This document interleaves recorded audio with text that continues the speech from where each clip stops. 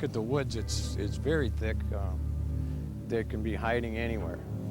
I saw this thing up for like over 3 minutes. But there are many nights where we do hear strange noises. Kind of like the childhood monster for me. So scared I didn't even want to get out of the tent. My heart was just racing fast. Opened my curtain and there it was. I was kind of spooked. I'll always think of my experience when I see the corn. And because of where I live, I'll think of them every day because I'm surrounded by corn. For decades, residents of the Cumberland, Wisconsin area have sighted huge, hairy, two-legged creatures roaming the woods and hilly farmlands near their homes. Then I seen them taking out that way, and I took out the other way. Something's attracting it up to the house. It's that whole house. I thought they were, you know, this myth that I've been hearing about until actually I ran into it and I actually seen one. It comes to this porch all the time because I can hear its heart beating at night. For some, the encounters are so frequent and disturbing that their everyday lives are disrupted. I can't live here. I can't sleep here. She won't even go back in the house. As it lunged at us and made that sound deep in its throat, and we turned and got ready to run into the corn, all I could feel was absolute terror. It was just a base terror, just base terror for me to have had this experience. But then I heard it again. I heard how they talk, you know, like that. It's kind of like... And it was blood-curdling. I mean, it was just the most terrifying sound I've ever heard in my life. Just what is this creature that screams like a banshee and leaves huge, man-like footprints? The Encounters team is determined to discover the truth behind the legend of the Cumberland Beast. Cryptozoologist by profession and driven by her own mysterious encounter, Autumn Williams travels the world. Thousands of people can't have seen something that doesn't exist. All we need is proof. Sometimes at dawn, or the edge of dusk, there's a fleeting glimpse of an impossible sight. Do you have it? Get it. I see it. Michael! What's the range? The sightings are real. The technology cutting edge. Are you ready for mysterious encounters? Eyewitness reports indicate that these creatures may be less afraid of females.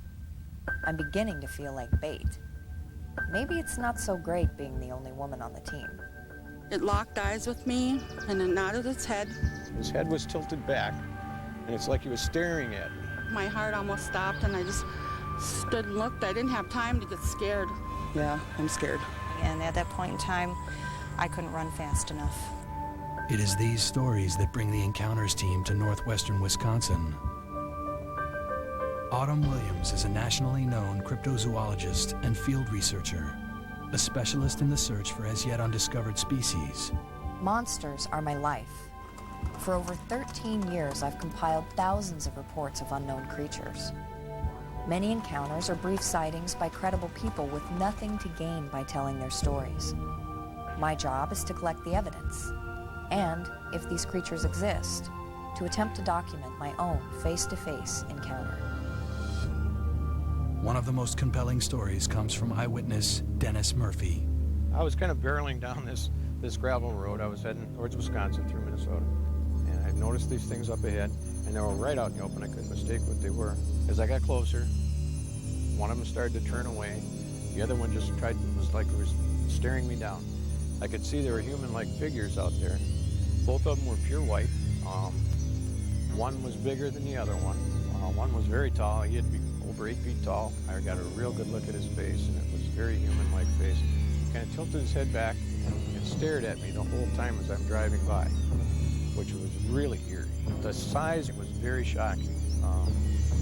You can't believe that there's something that big in the woods that you haven't seen before. Just happened to catch him out in the open, get him flat-footed. And whatever it is that I saw the back. Actually, it was going this way, but it didn't want to be seen. While Murphy's sighting occurred along a roadway, many are reported in rural residential areas. Former Reservation Animal Control Officer Val Hogner and neighbors also claim to have encountered the creature. I opened the window so I could see if I could smell something. And I just happened to look over like this, and that's when I saw the back part when it was bent down. Ran right through. Believe me, I got scared. My son ran into something outside of our house. I was happened to just walk up from the stairs to my red truck. It took them by surprise. They both surprised each other. And whatever I seen out of the corner of my eye, when I stuck my key in the corner of my eye, I seen something get up in between the trees. This is right here where the creature stood right here, and looked at me for a minute, and then turned around and started running. And I didn't bother to stand in the seat any longer. I ran inside. And when he came in the house, he had the smell on him. Whatever it was in my face when I come running in scared, I could smell it. Like sulfur or something like that, something strong. 2 months after my son seen it outside, something stood outside our house by my daughter's window, and I opened my curtain, and some creature was standing out there. It didn't have no hair on its face, but I know it was tall, had body hair. I couldn't blink, I just stared at it. It like nodded its head at me. That's what's so weird. Then it turned and it was just gone, and it broke limbs and branches as it ran. And then my uncle's dog started barking. Reports indicate that these creatures are not dangerous, but are highly curious, especially when it comes to women and children. In the summer of 1974, Sharon Brunette and her younger sister came face to face with the creature when Mysterious Encounters continues.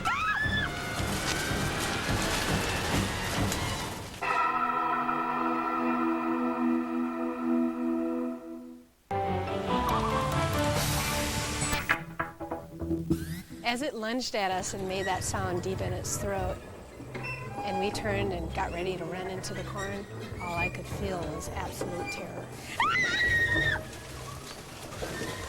The Encounters team is near Cumberland, Wisconsin, about 90 miles northeast of Minneapolis, Minnesota. Picturesque dairy farms dot the wooded hills. But cows are not the only large beasts locals claim to see regularly. It's hard to imagine that this peaceful-looking setting could be the epicenter of so much mystery. I knew that they were trying to get up closer to the tent. I thought I heard something out there. And then I heard it again. I heard how they talk, you know, like that. And I said, well, I'm going outside the tent to see if I can see anything. I was sort of scared to go out there. Then I heard whistling. They were whistling back and forth, just like a human whistle, you know. And I grabbed my double-bladed axe because I didn't know whether they're going to be mean or whatever, you know, if they come right up on me. So I grabbed them and got in the truck, and we went back to the apartments and just stayed in there until the next day and come back over there and got our stuff. The Encounters team is here to find hard evidence, and local investigator Dan Nedrello just may have some. What's the source of this hair, Dan? This specimen was taken from a private estate. It was found on a raspberry bush, and it was also found in conjunction with bipedal tracks in the snow earlier in the season. So we're really hopeful because the habitat was very appropriate. And here it is. Well, this is interesting. This is a huge sample, which is really, really nice. Okay, let's take a look at this. I'm excited about the size of the hair sample Dan brought us, but its color and length are different from other samples I've examined in the past. The hair sample will be sent to a laboratory for visual identification. If the initial examination reveals no known animal source, a DNA test will be performed. We will have the results later in the show. Some sightings are obvious misidentifications of known animals, but it's common for witnesses to report that they thought they were seeing a bear or even a man until they realize that what they're seeing is something else entirely. Don Young's story fits that profile. It was gun deer season, and at first, when I first seen it, I thought it was a bear because it was hunched over. It just came out of the left side of the swamp. But then when I seen it both through the scope and with my naked eye, This didn't go down on all fours at all. This was hunched over like a man that just got punched in the stomach. It's hard for a bear to walk anywhere upright walking. They'll only do that for 10, 15 feet maximum, and then they'll go back down on all fours. Besides, bears have an obvious muzzle when seen in profile, and their ears stand straight up when viewed from the front. And I figured it was a man in an ape suit or something, because I had the rifle right on it. I was going to take a pot shot at it, and I thought, oh, now I'm going to go to jail if I drop this thing. After it took that initial jump, and there was no way no human could make that jump without either injuring themselves or landing in the water. Oh, I know definitely that was no normal North American animal. That was some unknown creature out there. In 1974, Sharon Brunette and her sister were playing tag in a cornfield when they too came upon a creature that froze them in their tracks. We were playing tag in the corn. My sister Shelley was hot on my heels when we burst out of the corn, and there it was, standing 20 feet in front of us. Just bursting through that last row of corn, coming to a dead standstill. It stood there and stared at us as we stood there and stared at it for 30 seconds to a minute. It seemed like 10 hours. Seeing something in front of us moving. It made a sound that was kind of deep in its throat, but it was very high-pitched in tone, almost came out as a scream. It made a movement like it was going to go forward. It was when it moved towards us and made its sound that we ran into the corn. I couldn't run and cry at the same time. It was just so overwhelming. Right back into the corn we went. I noticed that it had very black fur, but it had hints of brown in it that I could see. My sister just saw black. A looming mass in front of me, a very large black being. Its arms were longer than a human's. It reached almost more to its knees. I would say that he was about 7 foot tall. It had an underlying stench to it that I could only describe as sickly sweet. I don't think any amount of money could get me to go into a cornfield alone.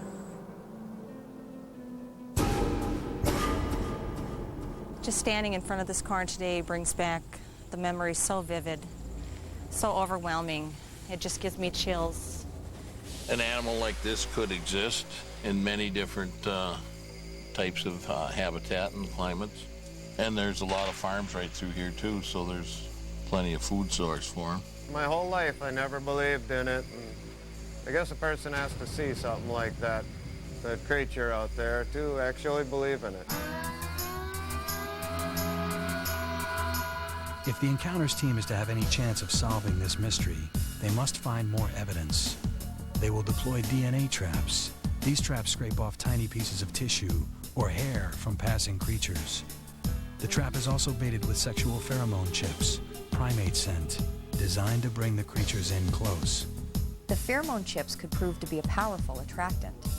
It's a blend of bacterial secretions from both humans and gorillas.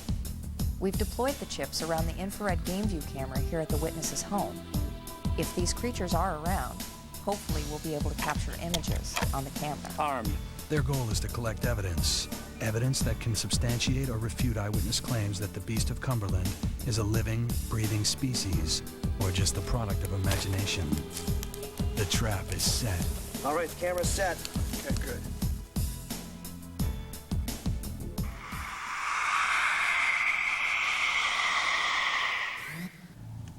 Okay, with the red dot, did you see me in the same frame as the red dot? Sunday at 9. The most electrifying moments captured on... I started to drag the pheromones. I should be back here in about 45 minutes. Okay, good luck. For decades, eyewitnesses have reported seeing a strange 6 to 8 foot tall creature in rural Cumberland, Wisconsin.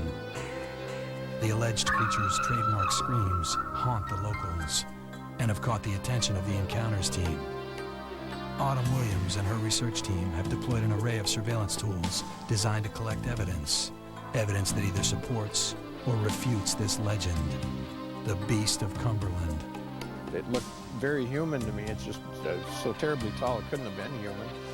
They have a way of getting in your mind. Something that wanted to stay hid and not really be seen by anybody, it'd be pretty easy. Finding new evidence is not easy and is sometimes dangerous. Many sightings of the Cumberland beast occur in swampy or densely forested areas, with many places to hide. Autumn and team member Matt Moneymaker head for one of these places. With a Micron thermal imaging camera and a parabolic microphone in tow, they hope they can record a creature as it responds to Autumn's calls. I'm gonna try calling again. Woo! Woo! Woo!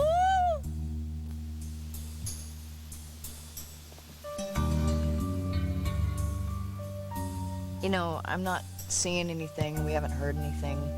We've been out here 4 hours. I think we ought to go check on the other team. Yeah, it's really quiet. There's not even any crickets, or frogs, or anything. The team has no luck and decides to try a different approach. Autumn devises a plan. We've used bacon smoke, pheromones, and calls for bait. But I want to try something else. What are you talking about? How far are we from the fire? A more enticing, more human lure. This time, Matt's the bait. I mean, so you guys are leaving me out here, expecting me to find the fire? Yeah. Team member Matt is dropped off a mile from the trap. His mission, to drag a sexual attractant, a pheromone chip made from human and gorilla secretions, behind him. The scent trail he leaves could attract an animal from as far as 20 miles away, leading it right to the trap.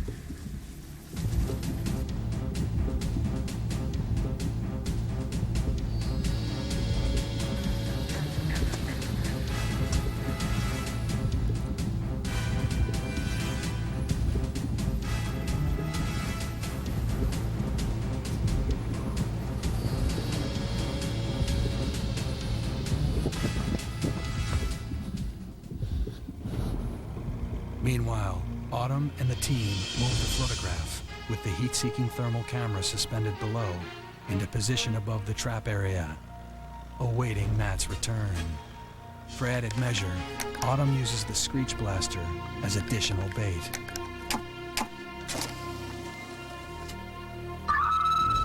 These sounds were recorded by eyewitnesses who claim that they are the actual vocalizations of creatures similar to the Cumberland beast. I just hope Matt gets back before the bait works its magic.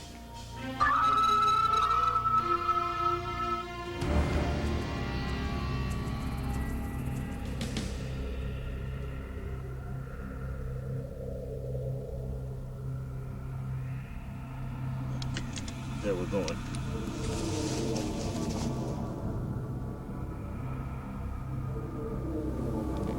What do you mean it's behind me and approaching? It's big, and the ad is big. This thing's on the opposite side of the fence. It's up there, Right there.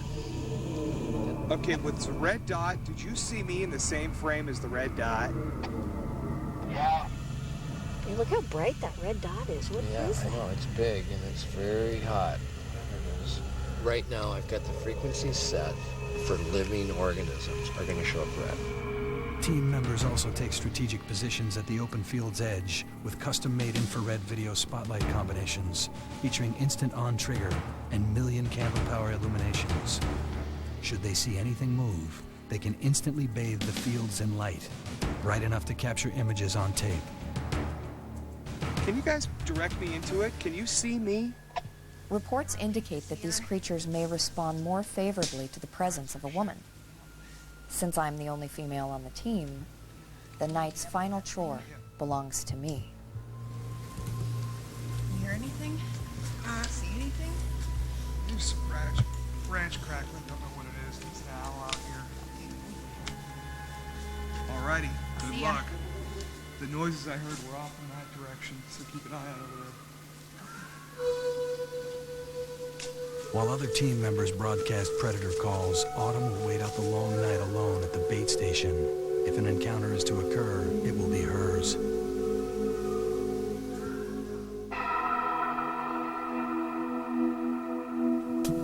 Have examined the hair, and in a moment, my scientific conclusion.